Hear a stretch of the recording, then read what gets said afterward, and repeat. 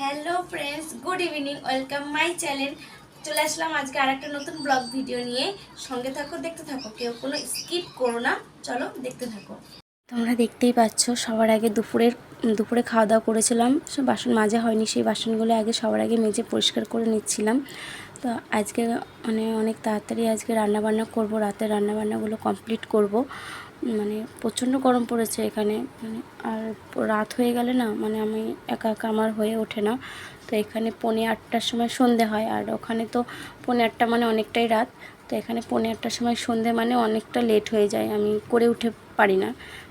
তারপরে আবার আমার পুচকুটার খাওয়া দাওয়া আছে, তাকে খাওয়াতে গেলে আমার আরও লেট হয়ে যায়, রান্নাবান্না প্রচণ্ড লেট হয়ে যায়। ওই জন্য আজকে সকাল সকাল রান্নাবান্নাগুলো করে নেব।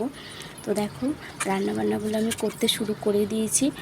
ভাবছিলাম আজকে একটু তোমাদের দাদার সঙ্গে একটু বেরোবো। আমার গরমে না কোথাও বেরোনোর কোনো ইচ্ছা হয় না, ভালোই লাগে না। তো তারপরেও ভাবলাম যে আজকে না অনেক দিন বেরোই না, আজকে একটু বেরোনো যাক।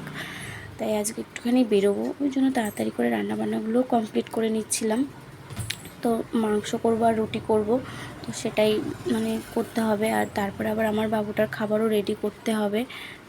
তোমরা দেখতে পাচ্ছ, আর এত গরম, আর রাজস্থানের গরম তো তোমরা বুঝতেই পারছো, 47-48 ডিগ্রি যাচ্ছে, এতটাই গরম। আমি সহ্য করতে পারছিলাম না, রান্না করছিলাম, এত কষ্ট হচ্ছিল। আমার অবস্থা দেখে বুঝতেই পারছো যে আমি রান্না করছিলাম আর খুব কষ্ট হচ্ছিল। তারপরেও আমি রান্না করছিলাম। তারপর আবার তোমাদের দাদা ফোন করে বলছিল যে কুলারটা চালিয়ে নাও। তো আমি আর কুলারটা চালাইনি, কুলারে না অনেক জল ভরতে হয়, এবার এতটা জল ভরা আমার কাছে সম্ভব না, ওই জন্য আমি আর কুলারটা চালাইনি। তোমাদের সঙ্গে কথা বলতে বলতে আমার মাংস কষানো হয়ে গেছে, তো মাংসটাকে ভালো করে কষিয়েও নিয়েছি। তো মাংস আমি সেভাবে রান্না করতে পারি না, বাট যতটা পারি। তোমাদের দাদা আর কি খেতে পারে না এমন না, খেতে পারে, যতটা পারি খেতে পারে। তো রান্নাটা আমি কমপ্লিট করে নিয়েছি। এরপর আমার বাবুটার খাওয়ারও টাইম হয়ে গেছিলো, বিকেলের খাওয়াটা কাঁদছিল পাশে বসে। তো আমি বলছি দাদা তোকে খাইয়ে নিই, তো ওর দুধটা ওর জন্যই গুলছিলাম।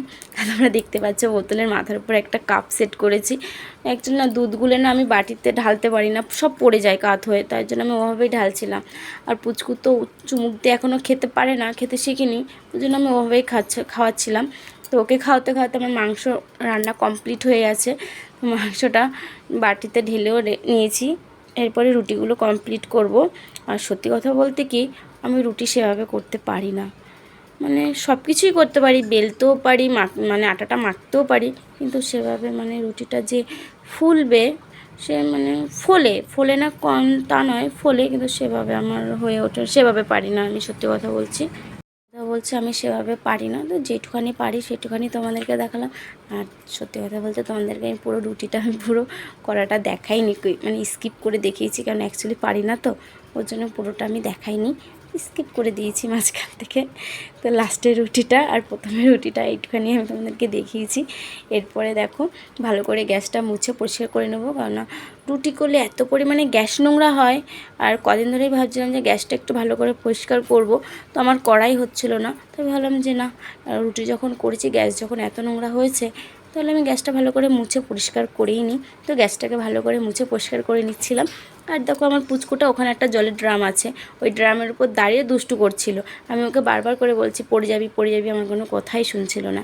আর দেখো, গ্যাসটা পরিষ্কার করে আমি বাসনগুলো মাজতে চলে এসেছি। না অনেকগুলো বাসন হয়ে গেছিলো, এঁটো হয়ে গেছিলো, তাই জন্য ভাবলাম যে মেজে নিই। তো মেজে পরিষ্কার করে নিচ্ছিলাম। আর আমার দুষ্টুটার উপর আমি চিল্লাচ্ছিলাম যে এরকম করিস না, পড়ে যাবি করে চিল্লাচ্ছিলাম যে করিস না।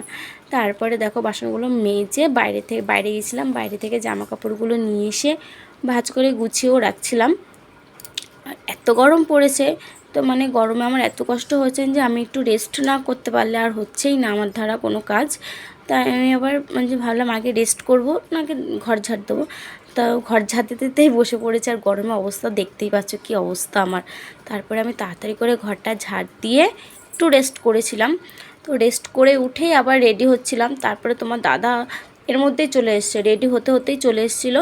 এসে আমাকে বলছে তাড়াতাড়ি করো, লেট হয়ে যাচ্ছে। তো আমি আবার তাড়াতাড়ি করছিলাম। যে কোথাও যেতে গেলে এত তাড়াহুড়ো করে, আমার একদম ভালো লাগে না। আমার একটুও পছন্দ নয়। তো তাও তাড়াতাড়ি করে রেডি হচ্ছিলাম, আর এক ঝুটকিতে আমি রেডি হয়েও গেছিলাম।